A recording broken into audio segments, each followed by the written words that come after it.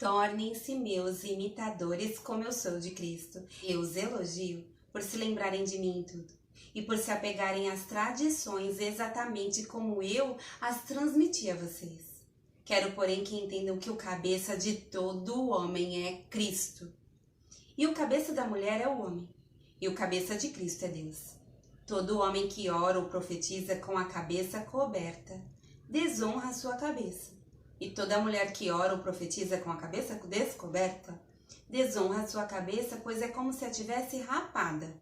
Se a mulher não cobre a cabeça, deve também cortar o cabelo. Se, porém, é vergonhoso para a mulher ter o cabelo cortado ou rapado, ela deve cobrir a cabeça. O homem não deve cobrir a cabeça, visto que ele é a imagem e glória de Deus. Além disso, o homem não foi criado por causa da mulher, mas a mulher por causa do homem. Por essa razão e por causa dos anjos, a mulher deve ter sobre a cabeça um sinal de autoridade. No Senhor, todavia, a mulher não é independente do homem, nem o homem independente da mulher. Pois assim como a mulher proveio do homem, também o homem nasce da mulher. Mas tudo provém de Deus. Julguem entre vocês mesmos, é apropriado a uma mulher orar a Deus com a cabeça descoberta? A própria natureza das coisas não lhes ensina que é uma desonra para o homem ter cabelo comprido e que o cabelo comprido é uma glória para a mulher, pois o cabelo comprido foi lhe dado como manto. Mas se alguém quiser fazer polêmica a esse respeito, nós não temos esse costume, nem as igrejas de Deus. Entretanto, nisto que lhes vou dizer não os elogio, pois as reuniões de vocês mais fazem mal do que bem. Em primeiro lugar, ouço que quando vocês se reúnem como igreja, há divisões entre vocês. E até certo ponto eu o creio, pois é necessário que haja divergência entre vocês para que sejam conhecidos quais dentre vocês são aprovados. Quando vocês se reúnem, não é para comer a ceia do Senhor, porque cada um come sua própria ceia sem esperar pelos outros. Assim, enquanto um fica com fome, outro se embriaga. Será que vocês não têm casa onde comer e beber? Ou desprezam a igreja de Deus e humilham os que nada têm? Que lhes direi? Eu os elogiarei por isso? Certamente que não, pois recebi do Senhor o que também lhes entreguei. E o Senhor Jesus, na noite em que foi traído, tomou o pão e, tendo graças, partiu e disse: Isto é o meu corpo, que é dado em favor de vocês. Façam isto em memória de mim. Da mesma forma, depois da ceia, ele tomou o cálice e disse: Este cálice é a nova aliança do meu sangue. Façam isso sempre que o beberem em memória de mim, porque sempre que comerem deste pão e beberem deste cálice, vocês anunciam a morte do Senhor, até que ele venha. Portanto, todo aquele que comer o pão ou beber o cálice do Senhor indignamente será culpado de pecar contra o corpo e o sangue do Senhor. Examine-se cada um a si mesmo e então coma do pão e beba do cálice. Pois quem come e bebe, sem discernir o corpo do Senhor, come e bebe para sua própria condenação. Por isso há entre vocês muitos fracos e doentes, e vários já dormiram. Mas se nós tivéssemos o cuidado de examinar a nós mesmos, não receberíamos juízo. Quando, porém, somos julgados pelo Senhor, estamos sendo disciplinados, para que não sejamos condenados com o mundo. Portanto, meus irmãos, quando vocês se reunirem para comer, esperem uns pelos outros. Se alguém estiver com fome, coma em casa, para que quando vocês se reunirem, isso não resulte em condenação. Quanto ao mais, quando eu for, lhes darei instruções. Irmãos, quanto aos dons espirituais, não quero que vocês sejam ignorantes. Vocês sabem que quando eram pagãos, de uma forma ou de outra, eram fortemente atraídos e levados para os ídolos mudos. Por isso, eu lhes afirmo que ninguém que fala pelo Espírito de Deus diz: Jesus seja amaldiçoado. E ninguém pode dizer Jesus é Senhor, a não ser pelo Espírito. Há diferentes tipos de dons, mas o Espírito é o mesmo. Há diferentes tipos de ministérios, mas o Senhor é o mesmo. Há diferentes formas de atuação, mas é o mesmo Deus quem efetua tudo em todos. A cada um, porém, é dada a manifestação do Espírito visando ao bem comum.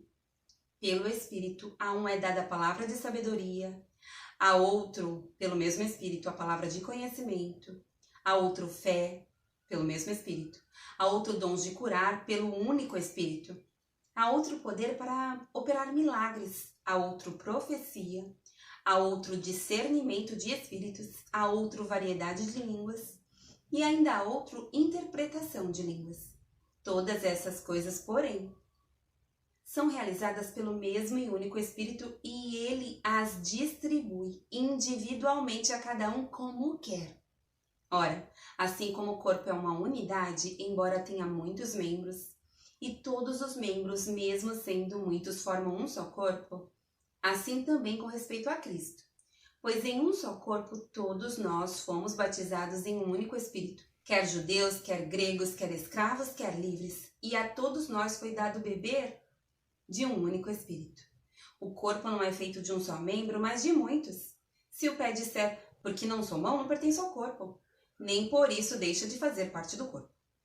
E se o ouvido disser, porque não sou olho, não pertence ao corpo, nem por isso deixa de fazer parte do corpo.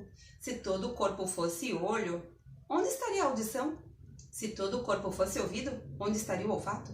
De fato, Deus dispôs cada um dos membros no corpo segundo a sua vontade.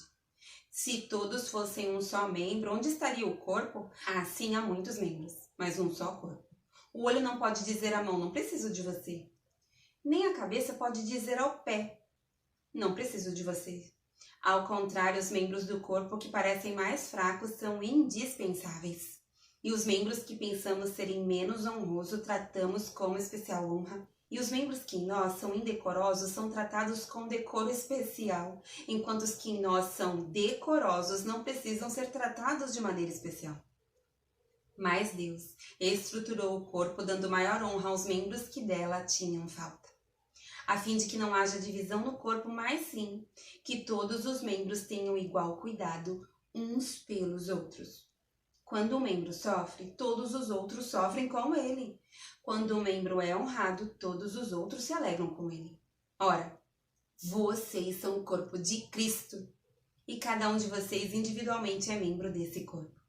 Assim, na igreja, Deus estabeleceu primeiramente apóstolos, em segundo lugar profetas, em terceiro lugar mestres, depois os que realizam milagres, os que têm dons de curar, os que têm dons de prestar ajuda, os que têm dons de administração e os que falam diversas línguas. São todos apóstolos? São todos profetas? São todos mestres? Têm todos os dons de realizar milagres? Têm todos os dons de curar? Falam todos em línguas? Todos interpretam? Entretanto, busquem com dedicação os melhores dons. Passo agora a mostrar-lhes um caminho ainda mais excelente. Ainda que eu fale a língua dos homens e dos anjos, se não tiver amor, serei como o sino que ressoa, ou como o prato que retine. Ainda que eu tenha o dom de profecia, e saiba todos os mistérios e todo o conhecimento, e tenha uma fé capaz de mover montanhas, se não tiver amor, nada serei. Ainda que eu dê aos pobres tudo o que possuo, e entregue o meu corpo para ser queimado, se não tiver amor, nada disso me valerá. O amor é paciente, o amor é bondoso, não inveja, não se vangloria, não se orgulha, não maltrata, não procura seus interesses, não se ira facilmente, não guarda rancor. O amor não se alegra com a injustiça, mas se alegra com a verdade. Tudo sofre, tudo crê, tudo espera, tudo suporta. O amor nunca perece, mas as profecias desaparecerão. As línguas cessarão, o conhecimento passará, pois em parte conhecemos e em parte profetizamos. Quando, porém, vier o que é perfeito, o que é imperfeito desaparecerá. Quando eu era menino, falava como menino, pensava como menino e raciocinava como menino. Quando me tornei homem, deixei para trás as coisas de menino. Agora, pois, vemos apenas um reflexo obscuro, como em espelho. Mas então, veremos face a face. Agora conheço em parte. Então, conhecerei plenamente. Da mesma forma como sou plenamente conhecida. Assim, permanecem agora esses três: a fé, a esperança e o amor. O maior deles, porém, é o amor.